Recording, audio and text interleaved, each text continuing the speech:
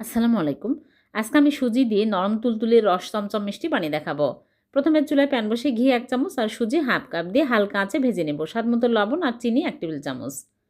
তারপরে লিকুইড দুধ দিয়ে দিচ্ছি ১ কাপ দিয়ে নেড়েচেড়ে ডো বানিয়ে নেব। এরকম শক্ত টাইট একটা ডো তৈরি করে নিতে হবে। এখন আমি চুলা থেকে নামিয়ে প্লেটে ঢেলে ঠান্ডা করে নেব।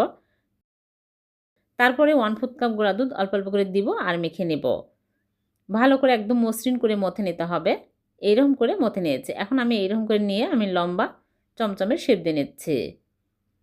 একদম মসৃণ করে মিষ্টিগুলো বানিয়ে নিতে হবে। সবগুলো মিষ্টি বানানো হয়ে গেছে। এখন এই মিষ্টিগুলো শিরাতে দেব। চুলায় প্যান বসিয়ে দিয়ে দিচ্ছি চিনি ১ কাপ, পানি ২ কাপ, ২টা এলাচ দিয়ে বলক তুলে নেব। ভালোভাবে বলক চলে আসলে মিষ্টিগুলো দিয়ে আমি ঢেকে জাল করব ৫ মিনিট। মাঝখানে একবার নেড়েচেড়ে দিয়েছি।